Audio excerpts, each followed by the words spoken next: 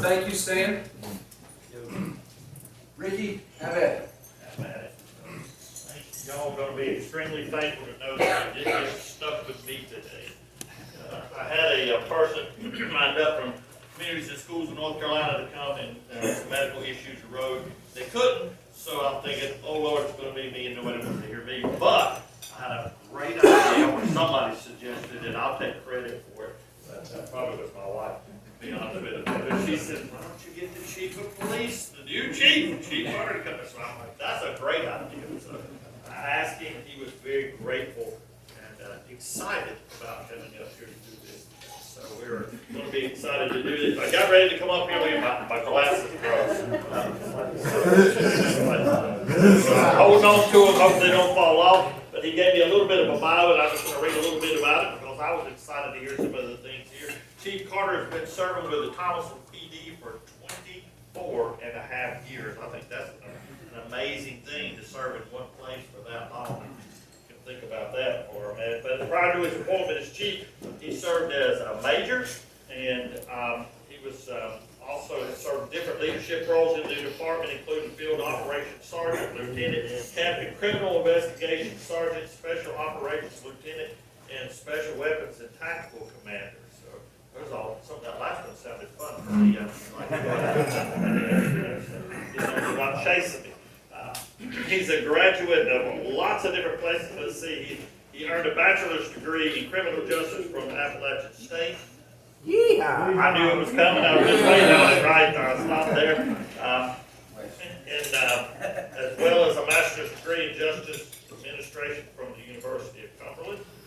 Chief Carter is also a graduate of Northwest University School of Police Staff and Command, as well as an FBI Law Enforcement Executive Development Association. I know he's been around for that long. Get all that schooling in, right? I mean, that's a long time. Chief Carter is a native in Davis County, which I did not know, and I never really stopped and asked him where he was born in, so I should have.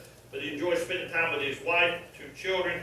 In his spare time, he enjoys hiking, backpacking, volunteer as a youth wrestling coach, which I had no idea. Wouldn't have known that if I hadn't seen it here. And he's also active in his community and serves as a board member for the Family Services in Davidson County and United Way. So let's give our new chief a big round of applause.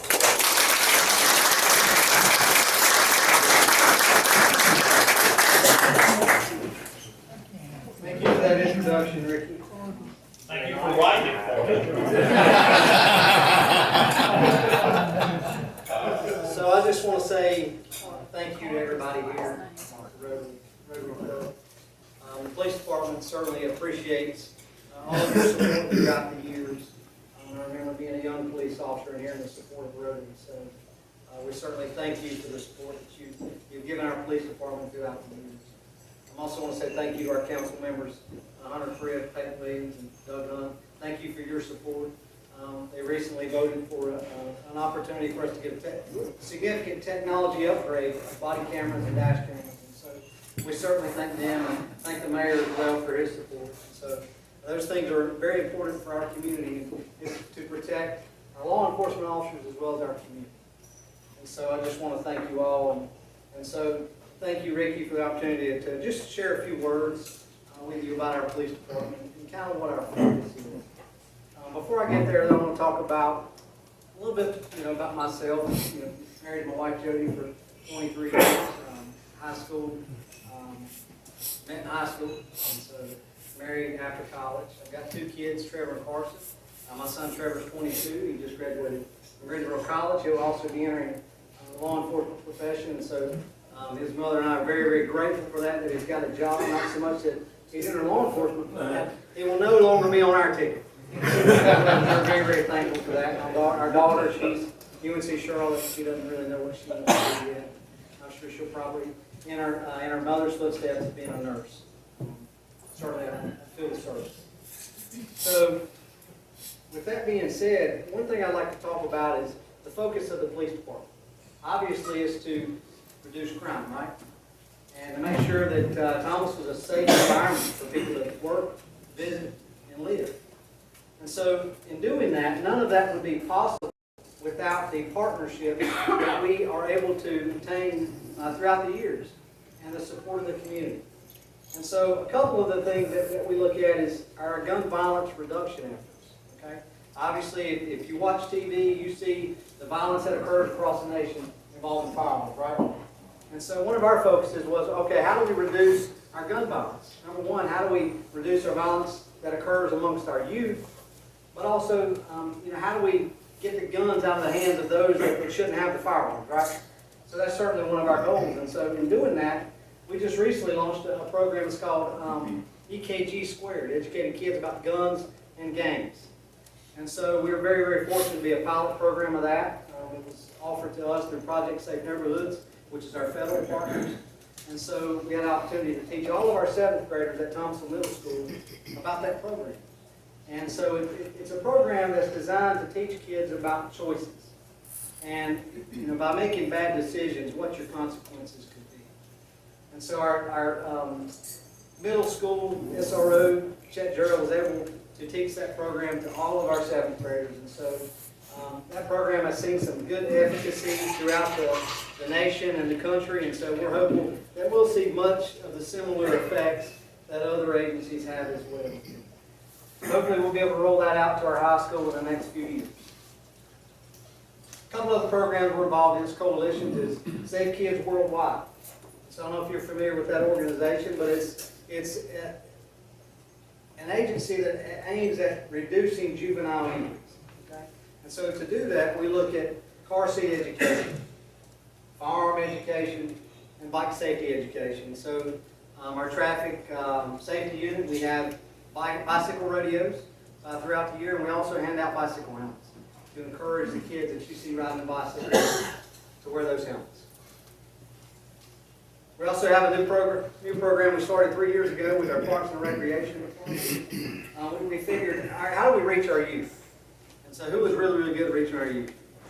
Our Parks and Rec, right? So we reached out to them and said, hey, we would like to be involved in that and maybe create some good relationships with our youth. And so we've come up with a program called Cops and Kids Coming Together. This will be our 3rd year with that program. So it's a 9-week program where every Thursday we spend about an hour or 2 with our kids. Sometimes it's at the Parks and Rec, or they'll take tours of the police facility, the police academy, and we'll just expose them to different functions of a police department and what we do. And really the focus of that is to really create a relationship early on with our youth. So we know that through that program, the beneficiaries of that will be our next generation of police officers, as well as our community. We're also involved in Project Safe Neighborhoods. That's through our federal partners. It's a focused deterrence program. So it's more of a, think of spearfishing rather than throwing a cast net, right? And so you really want to be targeted and surgical in our efforts. And so what that does is that we look at the individuals that are really driving crime within our area. And so we partner with different resources, nonprofits, our clergy, federal prosecutors, our state prosecutors, our probation and parole, and we really try to get those individuals that are involved in a life of crime out of it and saying, here's your opportunity, okay, take it, here's your lifeline, we're going to provide you with resources to get you on the right track, and if you don't, this is what can occur, this is what will occur. And so we've had some success throughout the years being a part of Project Safe Neighborhood with reducing those individuals that are truly driving our violent crime in our community.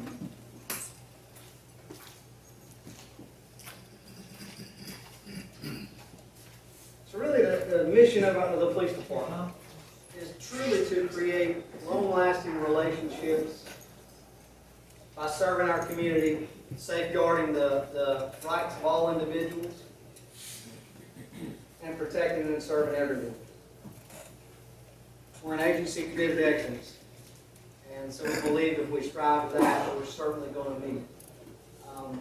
We have I don't know if any of you have taken a tour of the police department, I do encourage it.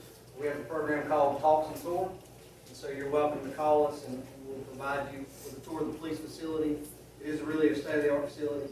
And kind of tell you a little bit about your law enforcement agency and some of the services we offer. But if you had an opportunity to take the tour, there's a big sign at the end of the hallway on the patrol side, the patrol division. And it says, service before self.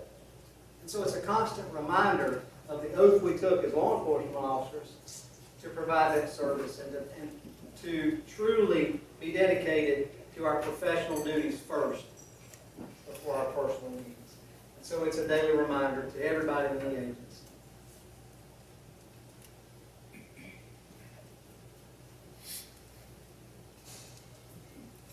Talk about another program we're involved in is Project Child Safe. So, I don't know if you've heard, but we like to pass out gun locks. So we might be at different community events where we pass out gun locks. So we like to get as many of those in the community as possible. We truly believe in responsible gun ownership and keeping the firearms out of the hands of our youth. So we believe by securing those firearms responsibly, we can certainly do that. And we'll pay dividends in the end and help reduce our gun violence. We just recently started a program last week through our Parks and Recs, and so it hits a different group of kids. So we're very excited about it. It's called Fun on the Run. And so it's also a 9-week program where every Tuesday we spend about an hour with the kids involved with different interactions with law enforcement. And so we have, it's called Cops and Cannonballs. So we get to take a nice little dip in our nice aquatic center. And so hopefully they'll have the heater on and it'll be up to a nice 95 degrees in the pool. So we're looking forward to that. More wetsuits. So we know how adults are getting in pools, right? We don't like to do it until like mid-August when it's like backwater. So we're looking forward to that. That's a good program we just started, and I'm sure that will continue throughout the years to come. One thing I'd like to talk about is we had an opportunity to publish an article in a North Carolina Medical Journal, and it is called North Carolina Institute of Medicine and Duke Endowment. And so what it is, it highlights our programs that we're involved in at reducing gun violence amongst our youth, juveniles. And so Captain Annis, who's here with me today, had an opportunity to write that article. So we're looking hopefully to have that published as a sidebar to a larger article in July. And so we truly are proud of some of the initiatives and focus that we've had in reducing gun violence.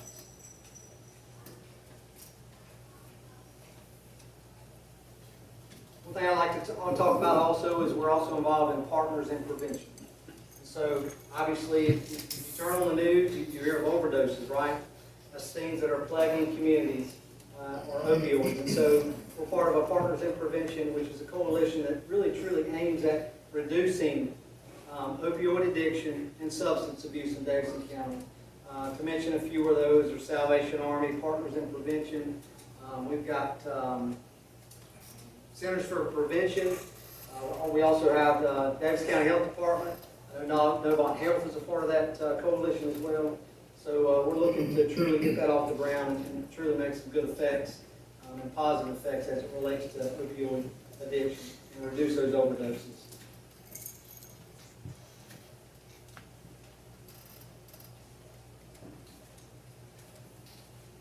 So I believe that's kind of a good highlight of what your police department is involved in. We're involved in the community very well, and we believe through our partnerships we can reduce crime within our community.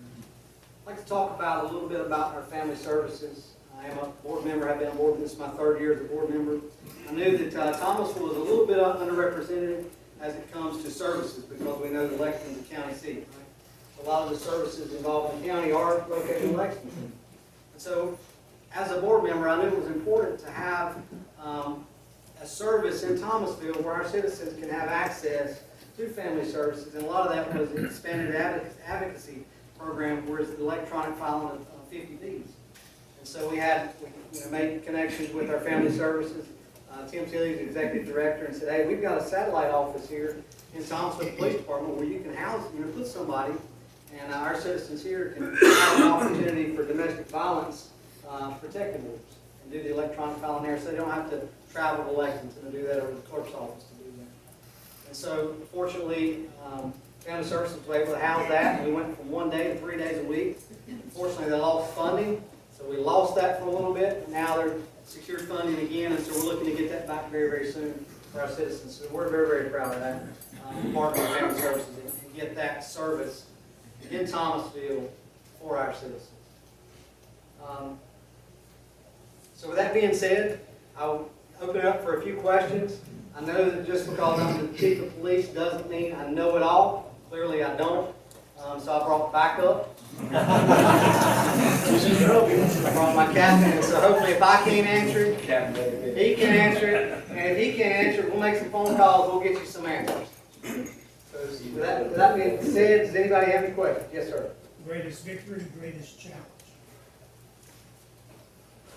Greatest challenge, probably raising 2 kids. And seeing them become successful. Probably certainly my greatest challenge. My greatest victory, I believe, is being exactly where God wants me. And I'm a man of faith, and so I truly believe that this is exactly where God wants me, and so for me, that's a huge victory. Chief, if you would, share with the group a little bit about the personnel in the police department and the commission we've had there and what we're doing. Sure. So, we have had some challenges as it relates to staffing. And I know that we're not alone in that.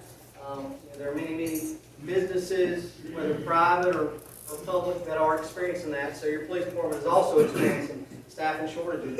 We've experienced some retirements in the last few years, as well as 2020, 2021 were very challenging times for law enforcement, given the post-George Floyd incident. And so what used to be isolated incidents are no longer isolated. So you can have an incident occur, on the other side of the country, and it affect Thomasville, North Carolina, because that travels very quickly. And so what used to be isolated incidents are no longer isolated. And so that was very challenging for law enforcement. Had a significant effect mentally on police officers.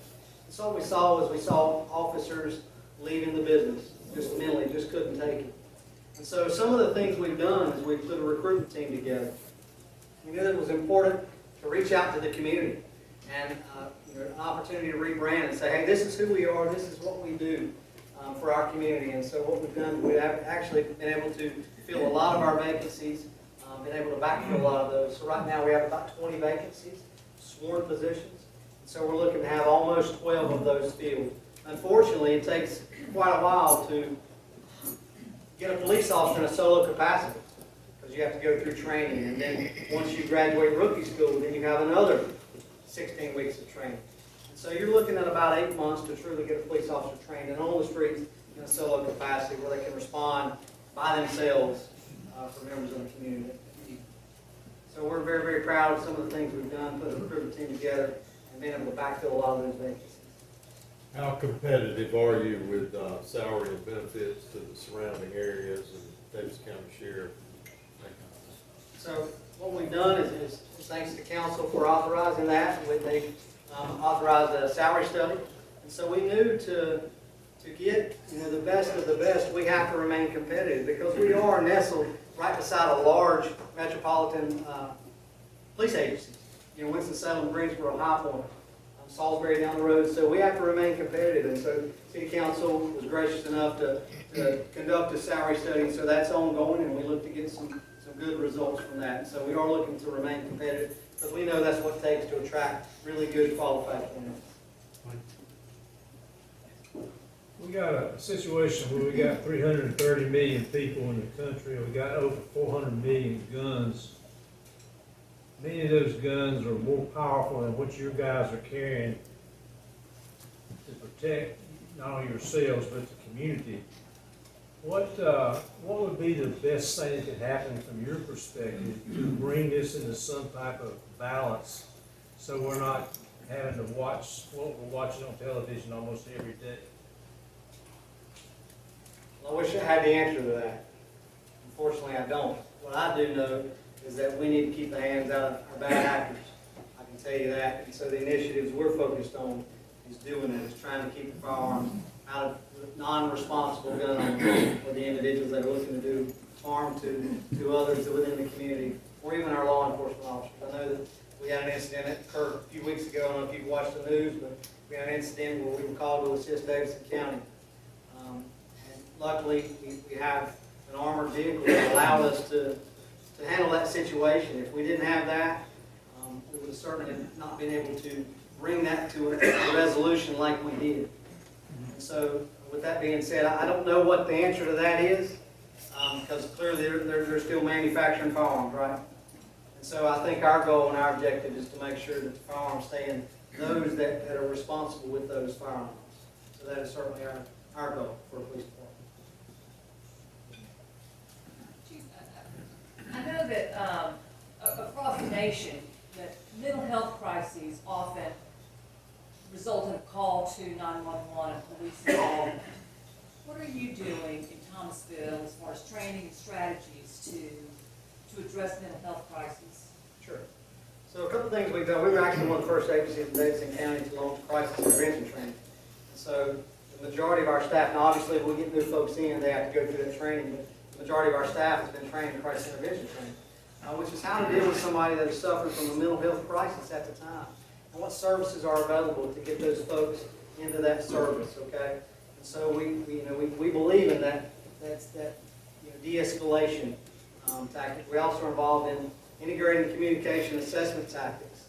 And so that's another tool where we can de-escalate the situation. And so we want to make sure that our officers are trained in that ability, where they just don't resort to uses of force. I kind of call it where an officer loses his words.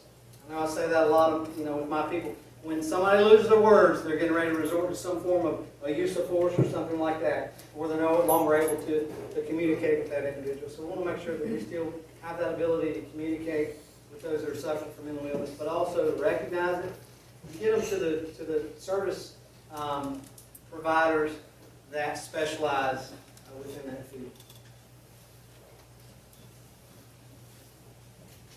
Yes, sir. Chief, most people have a wish list, for their organization. What would be that one thing at the top of your wish list, if you could snap your fingers or there was an unlimited budget, or that you'd love to see implemented or come to Thomasville help you guys? Here's your chance to throw it out there to the council member. He's always at me, hey, we need this, we need this, we need this. Maybe I'm asking the wrong person. 20 more cops, that'd be nice. I think a cop at every corner, you ride by, you see a cop, would be nice. We know obviously that's not doable. And I'll be honest with you, we have some really good equipment. Thomasville Police Department does. City Council's been gracious for, seeing that and knowing what it takes to truly make a community safe. And so we like to leverage technology. And so one thing we're looking at is maybe in the future is, real-time crime center.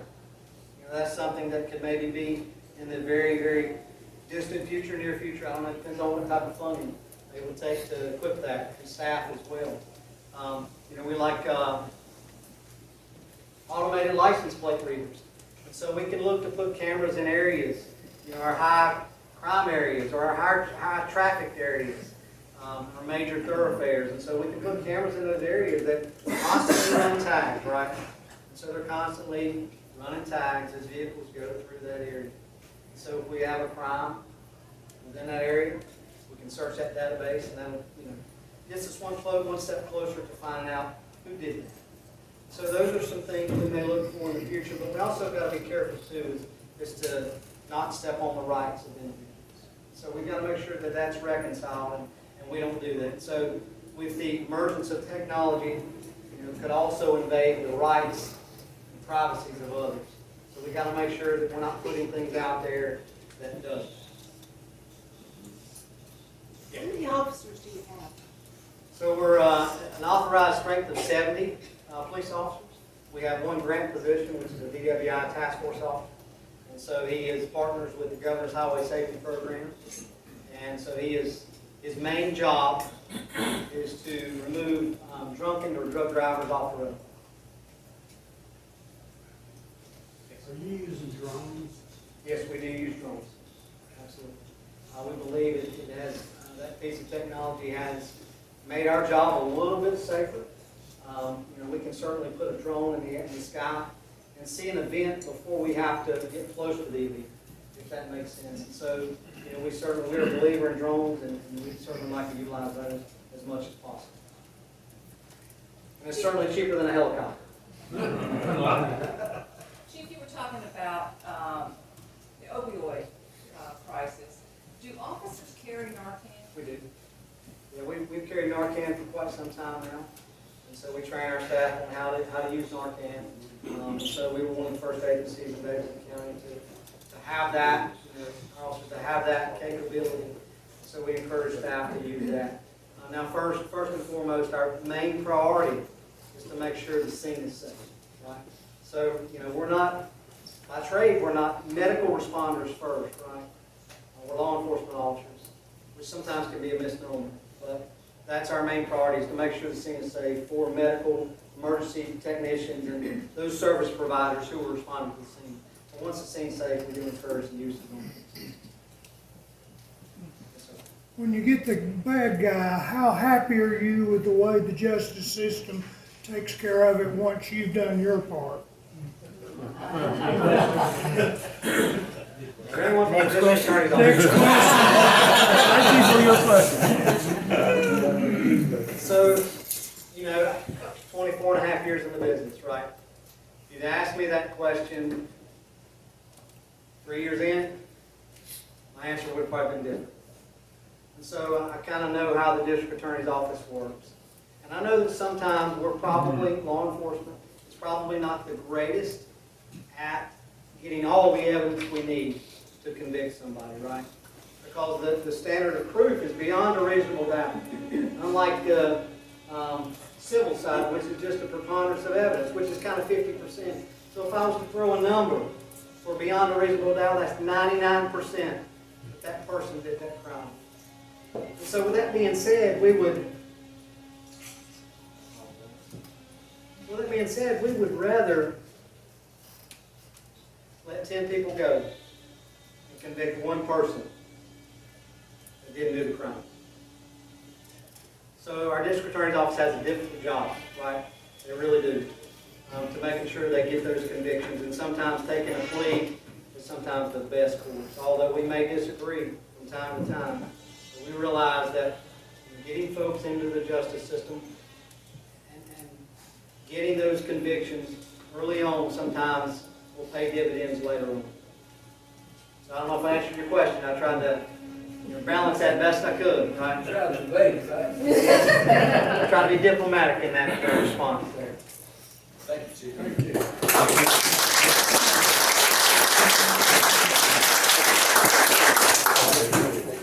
You guys asked some really good questions, some difficult ones, and I was impressed at how you handled those and how you answered those myself, Chief.